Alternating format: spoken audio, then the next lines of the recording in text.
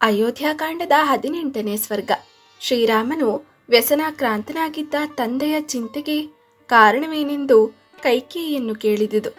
ಕೈಕೇಯಿಯು ತಾನು ಕೇಳಿರುವ ವರಗಳ ವಿಷಯವನ್ನು ಹೇಳಿ ಶ್ರೀರಾಮನಿಗೆ ಅರಣ್ಯಕ್ಕೆ ಹೋಗಲು ಹೇಳಿದುದು. ಭಕ್ತಿ ಮತ್ತು ಶ್ರದ್ಧೆಯಿಂದ ರಾಮಾಯಣವನ್ನು ಓದಿದರೆ ಅಥವಾ ಕೇಳಿದರೆ ಹಿಂದಿನ ಜನ್ಮದಲ್ಲಿ ಅಥವಾ ಇಹ ಜನ್ಮದಲ್ಲಿ ಮಾಡಿದ ಪಾಪಗಳು ಕ್ಷಯವಾಗುತ್ತವೆ.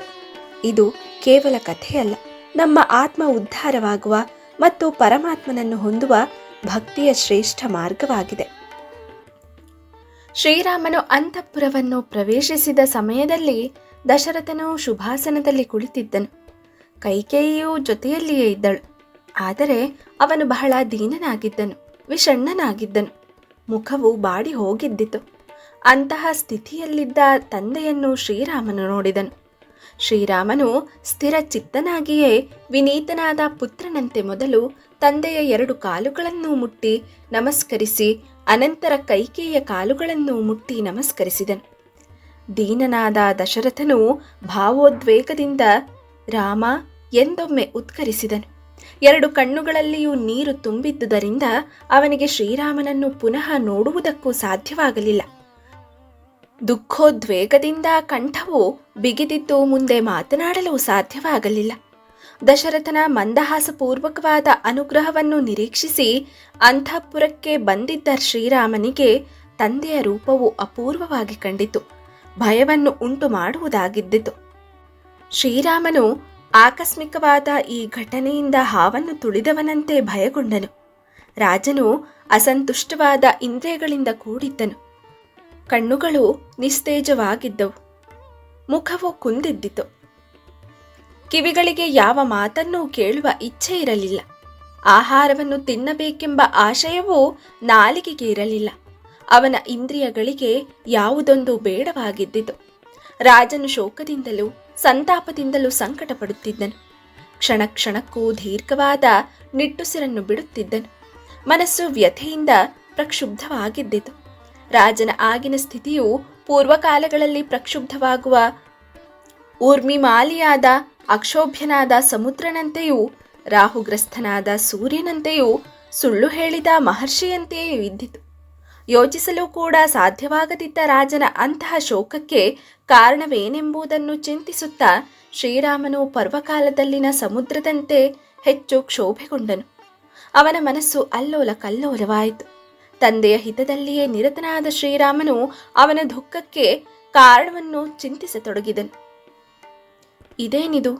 ಕಾಲು ಮುಟ್ಟಿ ನಮಸ್ಕಾರ ಮಾಡಿದೊಡನೆಯೇ ನನ್ನನ್ನು ಹಿಡಿದು ಮೇಲೆತ್ತಿ ಬಾಚಿ ತಬ್ಬಿಕೊಂಡು ನೆತ್ತಿಯನ್ನು ಆಘ್ರಾಣಿಸಿ ತಲೆಯ ಮೇಲೆ ಆನಂದ ಬಾಷ್ಪಗಳನ್ನು ಸುರಿಸುತ್ತಿದ್ದ ನನ್ನ ತಂದೆಯು ಏನೊಂದನ್ನು ಮಾತನಾಡದೆ ಸುಮ್ಮನೆ ಕುಳಿತಿರುವನಲ್ಲ. ಇದಕ್ಕೆ ಕಾರಣವಾದರೂ ಏನಿರಬಹುದು? ಉಳಿದ ಸಮಯಗಳಲ್ಲಿ ನನ್ನ ತಂದೆಯು ಕೋಪಗೊಂಡಿದ್ದರೂ ನನ್ನನ್ನು ನೋಡಿದೊಡನೆಯೇ ಪ್ರಸನ್ನನಾಗುತ್ತಿದ್ದನು. ಆದರೆ ಈಗ ನನ್ನನ್ನು ನೋಡಿ ಹೆಚ್ಚು ಆಯಾಸ ಪಡುತ್ತಿರುವಂತೆ ಕಾಣುತ್ತಿದ್ದಾನೆ. ಹೀಗೆಲ್ಲ ಯೋಚಿಸುತ್ತಾ ಶ್ರೀರಾಮನು ಶೋಕಪೀಡಿತನಾಗಿ ಕುಂದಿದ ಮುಖಕಾಂತಿಯಿಂದ ಕೂಡಿ ಕೈಕೇಯಿಗೆ ಅಭಿವಾದನ ಮಾಡಿದ ನಂತರ ದೀನನಂತೆ ಅವಳ ಮುಂದೆ ನಿಂತು ಹೇಳಿದನು, ಅಂಬಾ, ನಾನು ತಿಳಿದು ಯಾವ ಅಪರಾಧವನ್ನೂ ಮಾಡಿಲ್ಲ. ಒಂದು ವೇಳೆ ನಾನು ಅಜ್ಞಾನದಿಂದ ಯಾವುದಾದರೂ ಅಪರಾಧವನ್ನು ಮಾಡಿದ್ದು ಅದಕ್ಕಾಗಿಯೇ ತಂದೆಯು ಕೋಪಗೊಂಡಿರುವನೇ? ಹೇಳು ತಾಯೆ, ತಂದೆಯನ್ನು ನೀನೇ ಪ್ರಸನ್ನಗೊಳಿಸು. ತಂದೆಯು ನನ್ನ ವಿಷಯದಲ್ಲಿ ಯಾವಾಗಲೂ ಹೆಚ್ಚು ಪ್ರಿಯವುಳ್ಳವನಾಗಿದ್ದನು. ಆದರೆ ಇಂದು ಇವನ ಮನಸ್ಸು ಪ್ರಸನ್ನವಾಗಿಲ್ಲ. ಮುಖವು ಕಳೆಗುಂದಿದೆ. ಅತ್ಯಂತ ದೀನನಂತೆ ಕಾಣುತ್ತಿದ್ದಾನೆ. ನನ್ನೊಡನೆ ಮಾತನಾಡುವುದೇ ಇಲ್ಲ. ಶರೀರ ಸಂಬಂಧವಾದ ವ್ಯಾಧಿಯಾಗಲಿ ಮನಸ್ಸಿನ ಸಂಬಂಧವಾದ ಆದಿಯಾಗಲಿ ನಮ್ಮ ರಾಜನನ್ನು ಬಾಧಿಸುತ್ತಿಲ್ಲ ತಾನೆ? ಮನುಷ್ಯನಿಗೆ ಸಂತಾಪವಾಗಲಿ ಅಭಿತಾಪವಾಗಲಿ ಇದ್ದೇ ಇರುತ್ತದೆ. ಆದುದರಿಂದ ಮನುಷ್ಯನಿಗೆ ಎಲ್ಲ ಕಾಲಗಳಲ್ಲಿಯೂ ಸುಖವೆಂಬುದು ದುರ್ಲಭವೇ ಸರಿ. ತಾಯೇ, ಪ್ರಿಯ ದರ್ಶನನಾದ ಭರತ, ಮಹಾಸತ್ವಜನಾದ ಶತ್ರುಘ್ನ, ನನ್ನ ತಾಯಿಯರು ಇವರಲ್ಲಿ ಯಾರಿಗೂ ಅಶುಭ ಉಂಟಾಗಿಲ್ಲ ತಾನೆ? ಅಮ್ಮ, ನಾನು ತಂದೆಯನ್ನು ಸಂತೋಷಪಡಿಸಲಾಗದೆ ಅವನ ಮಾತನ್ನು ನಡೆಸಿಕೊಡಲಾಗದೆ ರಾಜನೇನಾದರೂ ಕೋಪಿಸಿಕೊಂಡಿದ್ದರೆ ನಾನು ಮುಹೂರ್ತ ಕಾಲವು ಜೀವಿಸಿರಲು ಇಚ್ಛೆ ಪಡುವುದಿಲ್ಲ. ಈ ಪ್ರಪಂಚದಲ್ಲಿ ತನ್ನ ಪ್ರಾದುರ್ಭಾವಕ್ಕೆ ಮೂಲ ಕಾರಣನು ಯಾರೆಂಬುದನ್ನು ಮನುಷ್ಯನು ಕಂಡುಕೊಂಡುದೇ ಆದರೆ ಅಂತಹ ಜನ್ಮದಾತನಾದ ಪ್ರತ್ಯಕ್ಷ ದೇವತೆಯಾದ ತಂದೆಯ ವಿಷಯದಲ್ಲಿ ಯಾರು ತಾನೇ ವಿಧೇಯರಾಗಿ ನಡೆದುಕೊಳ್ಳುವುದಿಲ್ಲ? ಅಂಬ, ಪತಿಯು ನಿನ್ನ ವಶದಲ್ಲಿರುವನೆಂಬ ಅಭಿಮಾನದಿಂದ ಕುಪಿತಳಾಗಿ ನೀನೇನಾದರೂ ನನ್ನ ತಂದೆಯನ್ನು ಕುರಿತು ಕಟುವಾದ ಮಾತುಗಳನ್ನಾಡಿದೆಯಾ? ಇದರಿಂದಾಗಿ ತಂದೆಯ ಮನಸ್ಸು ಕ್ಷೋಭೆಗೊಂಡಿರಬಹುದೇ ದೇವಿ? ಮನುಜಾಧಿಪನಾದ ದಶರಥ ರಾಜನಲ್ಲಿ ಹಿಂದೆಂದೂ ಕಾಣದಿದ್ದ ಈ ಮುಖ ವಿಕಾರವು ಯಾವ ಕಾರಣದಿಂದ ಆಗಿರುವುದೆಂಬುದನ್ನು ದೈನ್ಯದಿಂದ ಪ್ರಶ್ನಿಸುತ್ತಿರುವ ನನಗೆ ಯಥಾವತ್ತಾಗಿ ಹೇಳು. ಮಹಾತ್ಮನಾದ ರಾಘವನು ಹೀಗೆ ಹೇಳಲು ಕೈಕೇಯಿಯು ದಯಾರಹಿತವಾದ ಸ್ವಾರ್ಥಕರವಾದ ಈ ಮಾತನ್ನು ಸ್ವಲ್ಪವಾದರೂ ನಾಚಿಕೆಯೇ ಇಲ್ಲದೆ ಹೇಳಿದಳು. ರಾಮ, ರಾಜನು ಕೋಪಗೊಂಡೂ ಇಲ್ಲ, ಇವನಿಗೆ ಯಾವ ವ್ಯಸನವೂ ಇಲ್ಲ. ಆದರೆ ಇವನ ಮನಸ್ಸಿನಲ್ಲಿ ಏನೋ ಒಂದು ವಿಷಯವಿದೆ. ನಿನ್ನ ಸಂಬಂಧವಾದ ಭಯದಿಂದಾಗಿ ಅದನ್ನವನು ಹೇಳುತ್ತಿಲ್ಲ. ಪ್ರಿಯನಾದ ನಿನಗೆ ಅಪ್ರಿಯವಾಗುವುದನ್ನು ಹೇಳುವುದಕ್ಕೆ ನಿನ್ನ ತಂದೆಯ ಬಾಯಿಂದ ಮಾತೇ ಹೊರಡುತ್ತಿಲ್ಲ. ಆದರೆ ರಾಜನು ನನಗೆ ಮಾತು ಕೊಟ್ಟಿರುವಂತೆ ಅಪ್ರಿಯವಾಗಿ ಕಂಡರೂ ನೀನು ಆ ಕಾರ್ಯವನ್ನು ಮಾಡಲೇಬೇಕು. ಹಿಂದೆ ಈ ನಿನ್ನ ತಂದೆಯು ನಾನು ಸಮಯದಲ್ಲಿ ಮಾಡಿದ ಉಪಕಾರಕ್ಕೆ ನನ್ನನ್ನು ಯಥಾಯೋಗ್ಯವಾಗಿ ಪುರಸ್ಕರಿಸಿ 2 ವರಗಳನ್ನಿತ್ತಿದ್ದನು. ಈಗ ನಾನು ಆ ವರಗಳನ್ನು ಕೇಳಿದೊಡನೆಯೇ ಮಾತಿನಂತೆ ನಡೆಯಲು ಮನಸ್ಸಿಲ್ಲದೆ ಸಾಮಾನ್ಯ ಮನುಷ್ಯನಂತೆ ಪಶ್ಚಾತ್ತಾಪ ಪಡುತ್ತಿದ್ದಾನೆ. ವರವನ್ನು ಕೊಡುವೆನೆಂದು ಪ್ರತಿಜ್ಞೆ ಮಾಡಿ ಬಳಿಕ ರಾಜನು ನೀರೆಲ್ಲವೂ ಹರಿದು ಹೋದ ನಂತರ ಕಟ್ಟೆಯನ್ನು ಕಟ್ಟಲು ಇಚ್ಛಿಸುವಂತೆ ನಿರರ್ಥಕವಾಗಿ ಪರಿತಪಿಸುತ್ತಿದ್ದಾನೆ.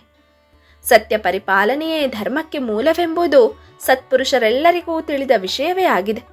ಆದುದರಿಂದ ನಿನ್ನ ಸಲುವಾಗಿ ನನ್ನ ಮೇಲೆ ಕೋಪಗೊಂಡಿರುವ ರಾಜನು ಸತ್ಯವನ್ನು ಪರಿತ್ಯಾಗ ಮಾಡದಂತೆ ನೋಡಿಕೊಳ್ಳುವುದು ನಿನ್ನ ಕರ್ತವ್ಯವೂ ಆಗಿದೆ. ರಾಜನು ಒಳ್ಳೆಯದನ್ನೇ ಹೇಳಲಿ ಕೆಟ್ಟದ್ದನ್ನೇ ಹೇಳಲಿ, ಅವನು ಹೇಳಿದಂತೆ ಮಾಡುವೆಯಾದರೆ ಎಲ್ಲ ವಿಷಯಗಳನ್ನು ಪುನಃ ನಿನಗೆ ಹೇಳುತ್ತೇನೆ. ರಾಜನು ಹೇಳಬೇಕಾಗಿರುವ ವಿಷಯವು ನಿನ್ನಲ್ಲಿ ನಿರರ್ಥಕವಾಗದಿದ್ದರೆ ಅವನು ಹೇಳಬೇಕಾದುದನ್ನು ನಾನು ಹೇಳುತ್ತೇನೆ. ಏಕೆಂದರೆ ಈ ವಿಷಯವನ್ನು ಅವನೆಂದಿಗೂ ನಿನ್ನೊಡನೆ ಹೇಳುವುದಿಲ್ಲ. ಕೈಕೇಯಿಯು ಹೇಳಿದ ಮಾತುಗಳನ್ನು ಕೇಳಿ ದುಃಖಗೊಂಡ ಶ್ರೀರಾಮನು ರಾಜನ ಸನ್ನಿಧಿಯಲ್ಲಿ ಕೈಕೇಯಿಗೆ ಹೇಳಿದನು. ರಾಜನು ಹೇಳುವ ಮಾತು ನಿನ್ನಲ್ಲಿ ನಿರರ್ಥಕವಾಗದಿದ್ದರೆ ಎಂದು ನೀನು ಪ್ರಶ್ನಿಸಿದೆಯಲ್ಲವೇ ತಾಯಿ? ಇಂತಹ ಸಂಶಯವು ನಿನ್ನ ಮನಸ್ಸಿನಲ್ಲಿ ಮೂಡಿ ಬಂದುದಕ್ಕಾಗಿ ನನಗೆ ಧಿಕ್ಕಾರವಿರಲಿ. ಆದರೆ ಹೀಗೆ ಹೇಳುವುದು ನಿನಗೆ ಖಂಡಿತವಾಗಿಯೂ ಯೋಗ್ಯವಲ್ಲ. ನಾನು ರಾಜನ ಮಾತಿನಂತೆ ಬೆಂಕಿಯಲ್ಲಾದರೂ ಬಿದ್ದೇನು, ತೀಕ್ಷ್ಣವಾದ ವಿಷವನ್ನಾದರೂ ಕುಡಿದೇನು, ಸಮುದ್ರದಲ್ಲಾದರೂ ಮುಳುಗಿ ಹೋದೇನು. ಗುರುವಾದ ತಂದೆಯಾದ ಹಿತೃಷಿಯಾದ ಎಲ್ಲಕ್ಕಿಂತಲೂ ಮಿಗಿಲಾಗಿ ರಾಜನಾದ ದಶರಥನಿಂದ ಆಜ್ಞೆ ಮಾಡಲ್ಪಟ್ಟ ನಾನು ಯಾವುದೇ ಕಾರ್ಯವನ್ನು ಮಾಡಲು ಸಿದ್ಧನಾಗಿದ್ದೇನೆ. ರಾಜನ ಅಭಿಲಾಷೆ ಏನೆಂಬುದನ್ನು ಹೇಳು ತಾಯೇ. ಅವನು ಬಯಸಿದ ಕಾರ್ಯವನ್ನು ಮಾಡುವೆನೆಂದು ಪ್ರತಿಜ್ಞೆಯನ್ನು ಮಾಡುವೆನು. ಆ ಕಾರ್ಯವನ್ನು ಮಾಡಿಯೇ ಮಾಡುತ್ತೇನೆ. ರಾಮೋ ದ್ವಿರ್ನ ಅಭಿಭಾಷತೆ. ರಾಮನೆಂದಿಗೂ 2 ಮಾತುಗಳನ್ನಾಡುವವನಲ್ಲ. ಹೀಗೆ ಆಶ್ವಾಸನೆಯನ್ನಿತ್ತ ನಂತರ ಅನಾರ್ಯಳಾದ ಕೈಕೇಯಿಯು ಸತ್ಯಸಂಧನಾದ ಸರಳ ಹೃದಯನಾದ ಕೌಟಿಲ್ಯರಹಿತನಾದ ರಾಮನಿಗೆ ಅತಿ ದಾರುಣವಾದ ಈ ಮಾತನ್ನು ಹೇಳಿದಳು. ರಾಮ, ಹಿಂದೊಮ್ಮೆ ದೇವತೆಗಳಿಗೂ ಅಸುರರಿಗೂ ಯುದ್ಧವು ನಡೆದಾಗ ನಿನ್ನ ತಂದೆಯು ದೇವತೆಗಳಿಗೆ ಸಹಾಯ ಮಾಡಲು ಹೋದನು. ಆಗ ನಾನು ಜೊತೆಯಲ್ಲಿಯೇ ಹೋಗಿದ್ದೆನು. ಶಂಬರಾಸುರನೊಡನೆ ಯುದ್ಧ ಮಾಡುತ್ತಿದ್ದಾಗ ಇವನ ಶರೀರದಾದ್ಯಂತವಾಗಿ ಬಾಣಗಳು ನೆಟ್ಟು ಪ್ರಜ್ಞಾಹೀನನಾದನು. ಆ ಸಮಯದಲ್ಲಿ ನಾನು ಇವನನ್ನು ಅಪಾಯವಿಲ್ಲದ ಸ್ಥಳಕ್ಕೆ ಕರೆದೊಯ್ದು ಉಪಚರಿಸಿ ರಕ್ಷಿಸಿದನು. ಅದರಿಂದ ಸುಪ್ರೀತನಾದ ರಾಜನು ಆಗಲೇ ನನಗೆ 2 ವರಗಳನ್ನು ಕೊಟ್ಟಿದ್ದನು. ಆ ವರಗಳನ್ನೀಗ ನಾನು ಪಡೆದುಕೊಳ್ಳಲು ಅಪೇಕ್ಷಿಸಿ ಮೊದಲನೆಯ ವರವಾಗಿ ಭರತನಿಗೆ ಪಟ್ಟಾಭಿಷೇಕವನ್ನು, 2ನೆಯ ವರವಾಗಿ ದಂಡಕಾರಣ್ಯಕ್ಕೆ ನೀನು ಈಗಲೇ ಹೊರಟು ಹೋಗಬೇಕೆಂಬುದನ್ನು ಯಾಚಿಸಿದನು. ಈಗ ನಿನ್ನ ತಂದೆಯನ್ನು ಸತ್ಯ ಪ್ರತಿಜ್ಞನನ್ನಾಗಿ ಮಾಡುವ ಅಭಿಲಾಷೆಯುಳ್ಳವನಾಗಿದ್ದರೆ, ನೀನು ಸತ್ಯ ಪ್ರತಿಜ್ಞನಾದರೆ ನನ್ನ ಮಾತನ್ನು ಕೇಳು. ನಿಮ್ಮ ತಂದೆಯು ನನಗೆ ಪ್ರತಿಜ್ಞೆ ಮಾಡಿಕೊಟ್ಟಿರುವಂತೆ ಅವನ ಪ್ರತಿಜ್ಞಾ ಪಾಲನೆಗೆ ಸಾಧನಾಭೂತನಾಗಿ ನಿಲ್ಲು. ಇದರ ಫಲವಾಗಿ ನೀನು 14 ವರ್ಷಗಳ ಕಾಲ ಅರಣ್ಯದಲ್ಲಿರಬೇಕು. ನಿನಗೋಸ್ಕರ ರಾಜನಿಂದ ಸಿದ್ಧ ಮಾಡಲ್ಪಟ್ಟಿರುವ ಅಭಿಷೇಕ ಸಾಮಗ್ರಿಗಳಿಂದಲೇ ಭರತನಿಗೆ ಪಟ್ಟಗಟ್ಟಬೇಕು. ಈ ಪಟ್ಟಾಭಿಷೇಕ ಸಮಾರಂಭವನ್ನು ಪರಿತ್ಯಜಿಸಿ ಜಟೆ ನಾರುಮುಡಿಗಳನ್ನು ಧರಿಸಿ 14 ವರ್ಷಗಳ ಕಾಲ ದಂಡಕಾರಣ್ಯದಲ್ಲಿ ವಾಸ ಮಾಡಿಕೊಂಡಿರು. ಭರತನು ನಾನಾ ವಿಧವಾದ ರತ್ನಗಳಿಂದ ವ್ಯಾಪ್ತವಾಗಿರುವ ಅಶ್ವರಥ ಗಜಗಳಿಂದ ಸಮೃದ್ಧವಾಗಿರುವ ಕೋಸಲ ದೇಶದ ರಾಜಧಾನಿಯಾದ ಅಯೋಧ್ಯೆಯಲ್ಲಿದ್ದುಕೊಂಡು ಈ ಭೂಮಂಡಲವನ್ನು ಆಳಲಿ. ನಿನ್ನ ವಿಷಯದಲ್ಲಿ ಅತ್ಯಂತ ದಯಾಪರನಾಗಿರುವ ರಾಜನು ಈ ಕಾರಣದಿಂದಲೇ ಮಹಾಶೋಕದಿಂದ ಕ್ಲೇಶಗೊಂಡ ಮುಖವುಳ್ಳವನಾಗಿ ನಿನ್ನನ್ನು ನೋಡಲು ಕೂಡ ಅಸಮರ್ಥನಾಗಿದ್ದಾನೆ. ದಶರಥ ರಾಜನ ಈ ಮಾತನ್ನು ನಡೆಸಿಕೊಡು. ಮಹತ್ತರವಾದ ಸತ್ಯ ಪರಿಪಾಲನೆಯಿಂದ ರಾಜನನ್ನು ಉದ್ಧರಿಸು. ಹೀಗೆ ಕೈಕೇಯಿಯು ಅತಿ ಕಠೋರವಾದ ಮಾತುಗಳನ್ನಾಡುತ್ತಿದ್ದರೂ ಶ್ರೀರಾಮನಿಗೆ ಸ್ವಲ್ಪವಾದರೂ ವ್ಯಸನವಾಗಲಿಲ್ಲ. ಆದರೆ ಮಹಾನುಭಾವನಾದ ದಶರಥನು ಪುತ್ರನ ವಿಯೋಗ ವ್ಯಸನದಿಂದ ಪರಿತಪಿಸುತ್ತಾ ಬಹಳವಾಗಿ ವ್ಯಥೆಪಟ್ಟನು. ಇಲ್ಲಿಗೆ 18ನೇ ಸ್ವರ್ಗವು ಮುಗಿಯಿತು.